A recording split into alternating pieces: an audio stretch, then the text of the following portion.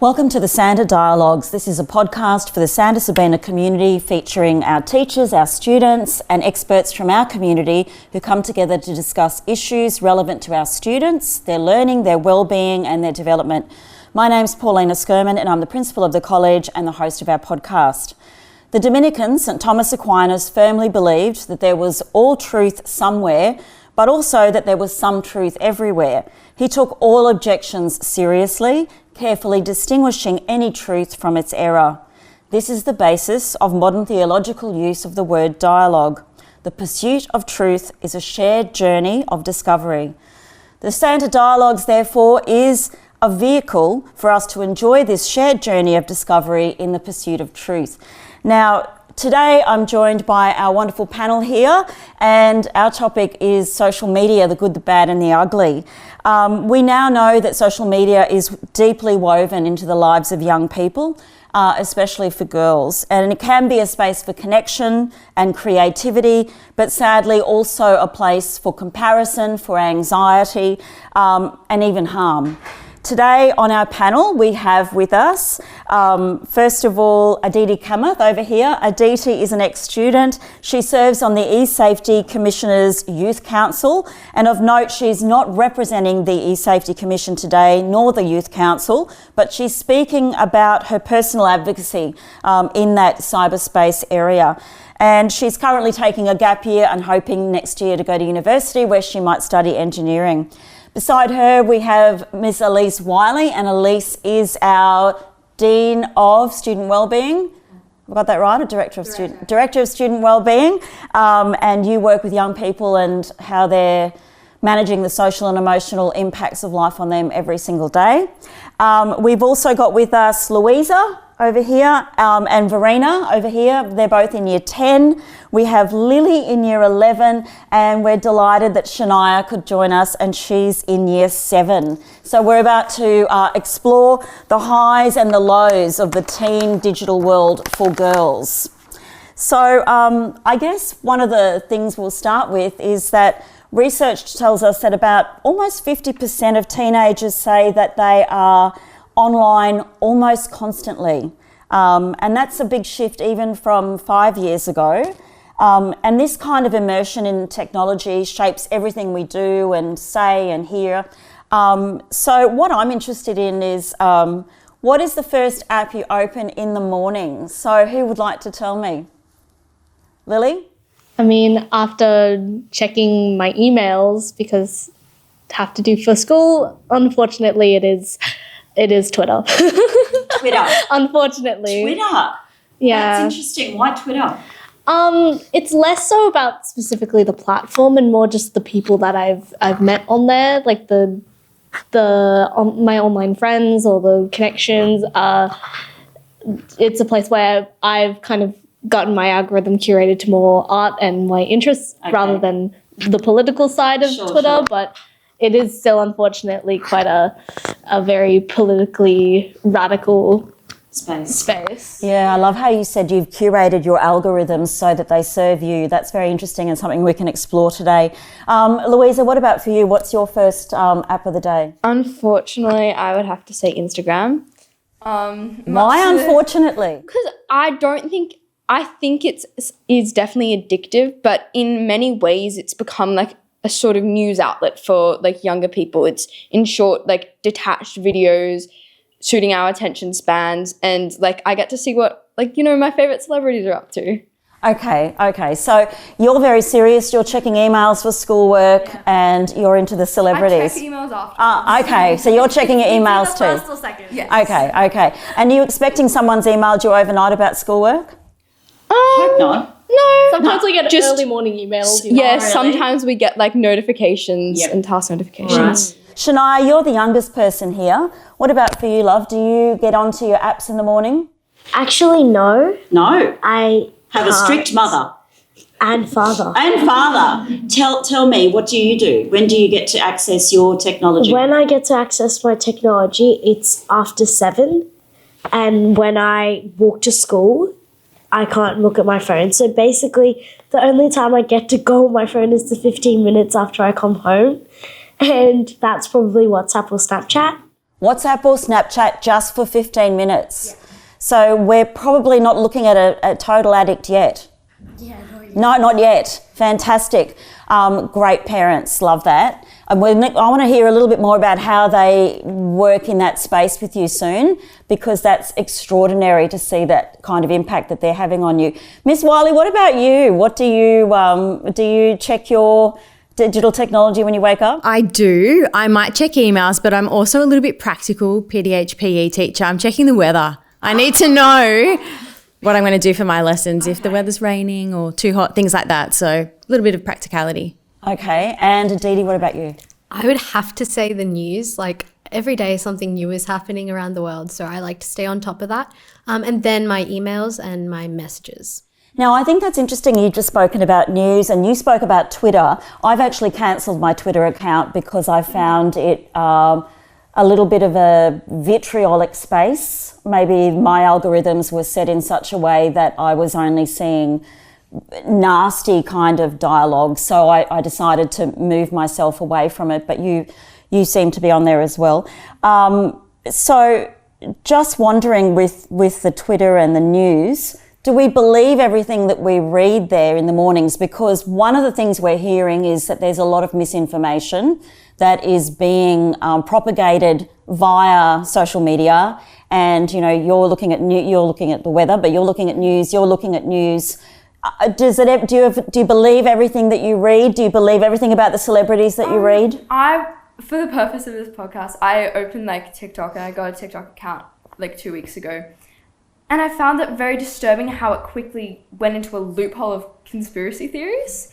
And I found myself almost after every reel going back into Google and fact checking. And I can't say that would be the same for every person. So in many regards, it's very worrying, the impact of misinformation, purposeful disinformation. Yeah, okay. Anyone else want to comment on that? I mean, that is a big deal at the minute. Yeah, so around social media, we've seen that there have been a release of new P-Plater rules. And this was actually debunked by the news agencies saying that it was fake because people started coming on to social media and saying there's a curfew and, you know, if you're a P-Plater, you can have only one passenger in the car. And they had said that this was a nationwide rule, but it was actually misinformation because state governments actually dictate the rules of a license. And so when I saw this headline first, I was like, wait, this doesn't seem right. So I went online and the first thing I do is when I see something questionable, something that seems AI generated, I like to search it up and I put news next to it. So for example,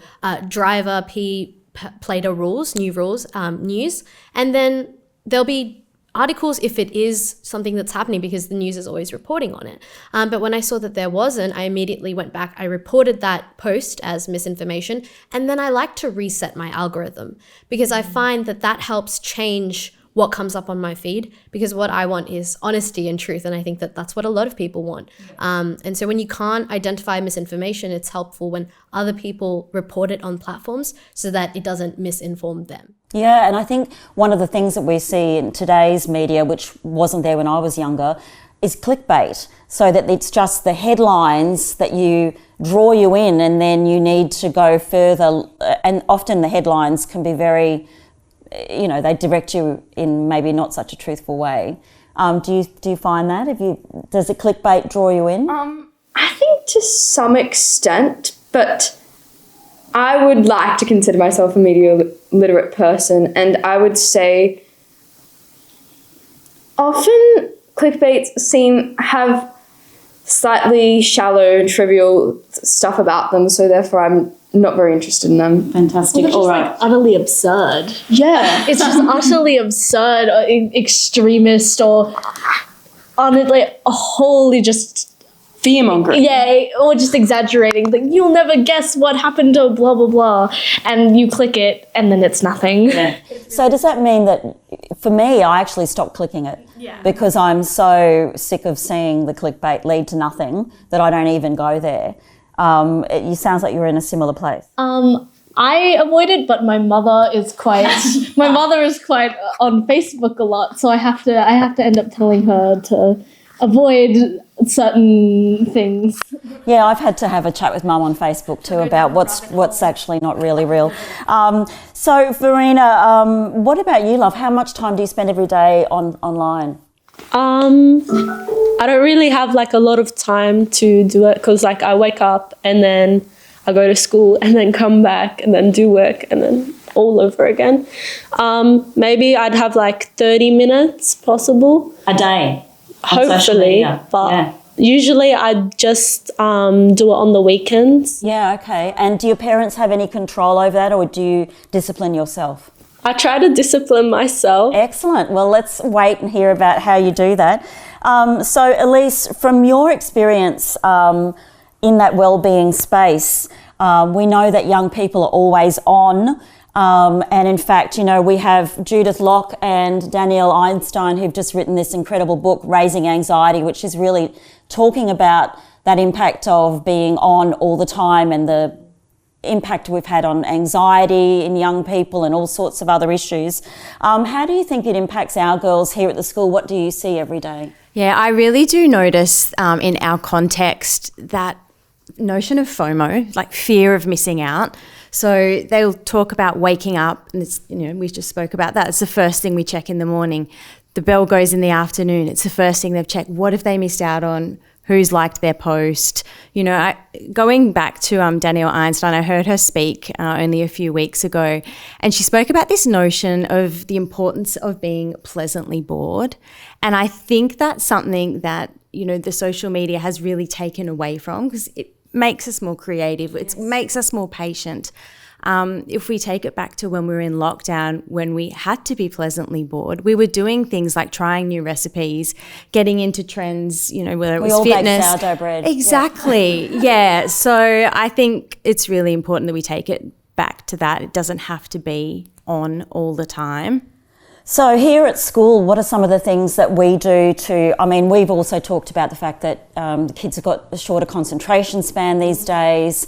So what are some of the things that we're doing here at the school that help to extend the concentration? Clearly, as you said, you check the phone after school because we're not allowed to have them through the day here at school. So we have a no mobile phone policy through the day. Elise? So that mobile phone policy, I think, really helps with student self-regulation. It's a skill they're going to need lifelong. We're really lucky that we have a holistic pastoral care program that embeds not just pastoral care, it's PDHP, it's digital citizenship. So we're teaching students about that self-regulation, about the impacts of algorithms, things like self-love. You know, what we're seeing on social media may not actually be truthful. It's often someone's highlight reel. So making them just question what they see. Is it evidence-based? Yeah, so more critical thinking in classrooms. And I love that idea of we need to let kids get bored, and that is when you get creative, or you go and play tennis, or you ride your bike. So it leads to a whole lot of other things. So we know that there's a dopamine hit. We know it's addictive. What do you think, Aditi, helps you to discipline yourself away from it, or to not get addicted, or are you addicted? So I'd say actually the mobile phone ban at Santa really prepped me for real life, because I feel like I don't need my phone always on me. Like even in senior school, I would tend to leave my phone in my locker, especially on the days that I had exams, because I felt like it just was freeing and I wasn't checking my emails or checking messages when I had the chance to. And so I feel like nowadays, because I'm out of the school environment, I think that there is a lot of self-regulation there. And I like to set controls. I like to make sure I'm spending a limited amount of time on my phone. One of the things that I like to do is when I'm using an app and I've used it for a specific amount of time, like an hour, I make sure that it logs me out or blocks me out of the app, and I need a passcode to get back in. So I think that this is really helpful because it makes me stop. It makes me think, oh, I think it's time to put the phone down and go do some work or go spend some time with someone. And so I think that there are small things that people do. Like I have a friend who likes to find something to do online, like, you know, they'll search up 100 things to do when you're bored, and they'll use that, like that creative boredom that you mentioned, to kind of go and do it in their own time, away from a device. So I think that there are so many ways to get experimental without social media or without a phone or some sort of digital device. Well, that's a beautiful segue into the next section, which is, that this is about the good, the bad and the ugly. So let's look at the good. When it comes to social media, there are ways that it has improved our lives. And I guess what I'm interested in is, what kind of ways do you think it's helped us with advocacy or expression or creativity? Where do you see the benefits of social media? Because it does get a lot of bad press. Certainly in schools, we're seeing it's not great for our kids, but where can it be great? It's really good because when my parents were like younger and when my grandparents were younger, they couldn't communicate with people that were far, and my dad's told me 100 times there was like a book with numbers. A phone directory. He knew everyone's number, and he would just go, and my parents both, they would just go, I'm going to go call grandma, and they would know the number, and they would just put it in. Imagine. And they wouldn't just press, oh, grandma. They would memorize all their friends. Absolutely. I'm that old. I'm older than your dad, I'm sure. I remember all my family's phone numbers. Isn't that interesting? Was that better for our memories then? It was. But now I feel like my parents need to work on their memory. And of course, Lily, you spend a lot of time in that space in a positive way. Let's talk about your use of social media and technology. So the spaces that I'm on online, a lot of it is art communities, animation communities, and I'm able to connect with both people that are interested in the same things that I am, but also able to find people that basically inspire me to do better. I've made a bunch of acquaintances that do some really impressive work, and I'm using their work and I study them. It's a mutual exchange in that part. And then there's also the opportunities to start like online commissions for anyone who wants to get any sort of artworks out there or just any sort of craft. So you're using it to build your art profile, to develop a deeper understanding of art, and to connect with other networks. Anyone else want to talk about Verena, how do you see it as a positive or use it in a creative way? Well, I use it just to know everything. Like, I search everything up. Like, if I need something, or like if I'm waiting on an email, it comes straight to me. I don't have to like wait a whole lot of time for them to come. Yeah. Do you, in social media, are you using networks in any way the same way as Lily is? Not like that. No, okay. But I like to like stay connected with everyone and like talk with them, and like if there's like information that's needed, I'd just go and like maybe just talk with everyone. Yeah. And what about you, Louisa?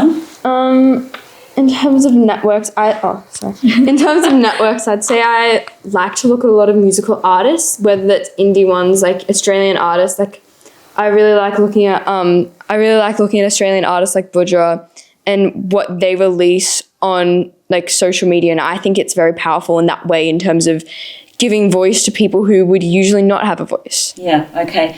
And we saw whole movements start on social media, like the Me Too movement, Black Lives Matter.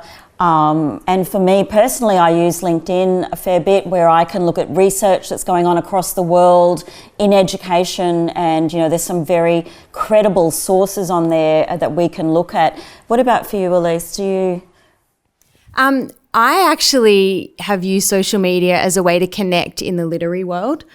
So for me, I don't know if you know this, but Bookstagram is out there as opposed to Instagram.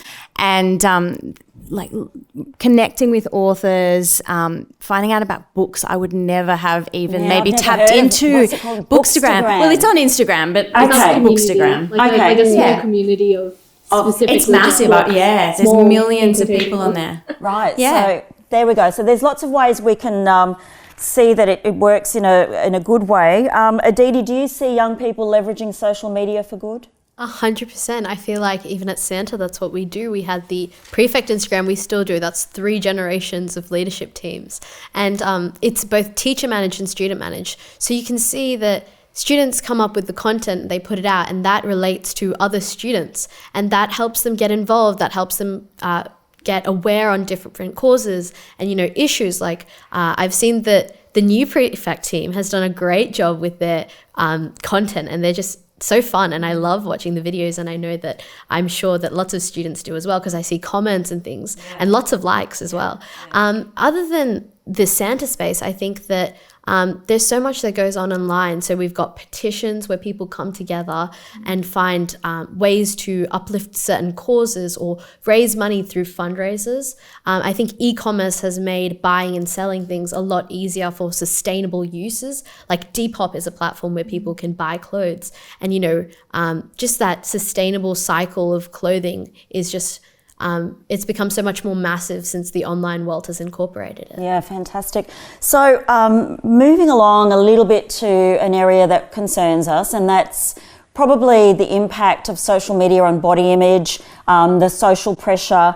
So we know that in 2023 there was a study that found a clear link between time spent on appearance-focused platforms and increased body dissatisfaction in teenage girls. So it's not just about looking at influencers, it's that subtle pressure to perform beauty online. So girls, have you ever felt the pressure to present a certain image online that's not totally who you are? I mean, I myself don't particularly post myself really online, but I do know that generally speaking, that online you end up in this echo chamber where people are both showing the best sides of their lives, and also kind of, and in some cases perpetuating the more harmful sides of trying to get the ideal body, like for example eating disorders and stuff like that. It's you can get repeatedly given content that encourages the things that are unhealthy, or just specific standards that... So the algorithm starts feeding you more and more of that stuff until you become... It starts sending it more and more and more until it's basically all you see. And then that echo chamber, it's telling you people are doing this. There are lots of people doing this. Therefore, I should do it. It's fascinating. I often look at when people Botox their lips and they're really huge, and I think, how do you think that looks good? But I guess what you're saying is if you see it enough, it becomes normal and you aspire to have it. Yeah. Okay. Fascinating. And I guess that's where we get this plastic surgery impact on young people. We have eating disorders. We have all sorts of things going on where young women are comparing themselves with something that's not real. So, Elise, how does this impact us here at school? I mean, we're working with young women. We want them to know they're enough just as they are.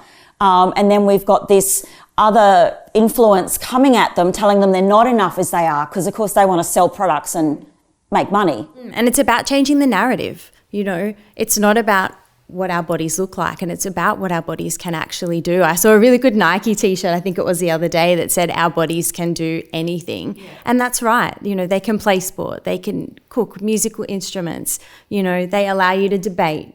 It's not what your bodies look like, it's what your body can do. One of my favourite memes I ever saw was a little girl pulling her jeans on, and she was putting them on. She said to her mum, I don't think these jeans are right for me because my legs are too powerful. So it was about the power of her legs that was the issue with the jeans, not the fact that she needed to be teeny tiny to fit into them, which I thought was amazing. This idea that your body is there to serve you. Your body is there to, keep you healthy and have fun. So what kinds of things do you think are happening that change the way that our bodies are depicted online? Are there new policies or expectations, Aditi, around that? I think that naturally people are becoming more aware of how they post their bodies online. So, we've seen that trends are what dictate what people wear or what they look like or what kind of filters they choose to use or if they don't use filters. And I think one thing that's happening is more women banding together and creating these online communities where they openly talk about issues like this and kind of say that our bodies can do anything and we should recognize that. There's one Instagram called Womankind, and it's founded by a young woman who wanted to bring mental health into the center of the discussion. And so what she did was she started an account, and she has a youth advisory group of so many young women, and they come together and they talk about issues not just limited to body image, but also things like eating disorders or image online and abuse online. Yes. So I think that collectively approaching the issue is one way that we can work against the issue itself. But another way is, holding these platforms accountable in moderating and removing content that is negative. I'd like to ask a question, and I was wondering, has there ever been anything that's made you stop and think like, oh, this is going to hurt people if in the context of body image? Once again, I think it's going back to, I've seen entire communities specifically dedicated to eating disorders and also like self-harm and harming themselves, and they not only are they just kind of not particularly advertising, but they are proud that they do that, and it is the kind of communities that are cultivating around these, rather than like also not just the expectation of appearance, but also just this is a community as well. It's like two draws. Yeah, it's frightening. I can belong to this.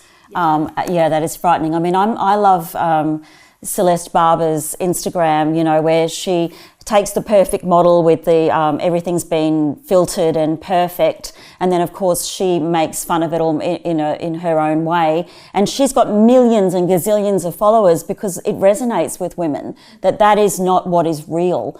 I think that when you see something like that and when you see something like that, it's important to uplift the accounts that show the good, and it's important to report and I guess make reports against the accounts that are bad, but also just don't engage with them. I think that that's where the algorithm comes in, and if you start liking things that are shocking or hurtful, those things are going to come back and come into your recommender systems.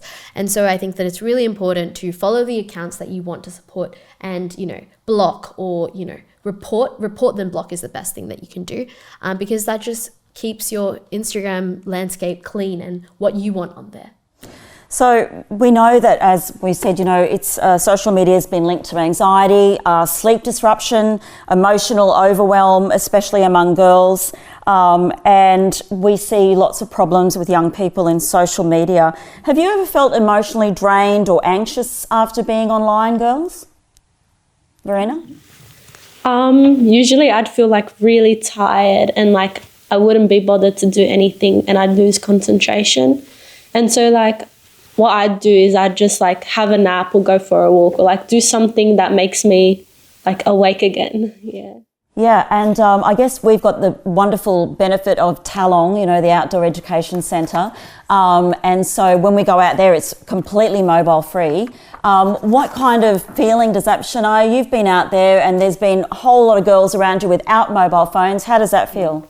I have a lot to say about this. I feel like my parents and Koki, who's the dog, my whole family just is so against being on your phone, and we've always prioritized being off it.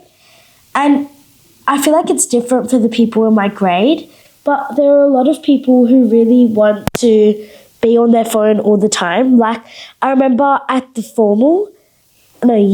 graduation, same thing. We were all on our phones taking photos. And then when we go to Talong, we actually talk. We talk and we actually, because as if we have nothing to do, the activity suddenly seems so much more fun.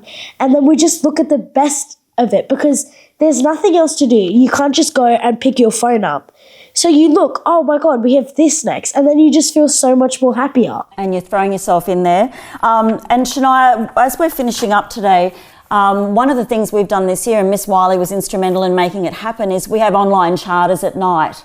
And so that means that young people grade 5 to 8 have rules that they've put in class where we all agree, so there's not a fear of missing out at night. So there's a charter that says at 7 p.m. we will all get off our phone, there'll be no messaging. Do you think it's working?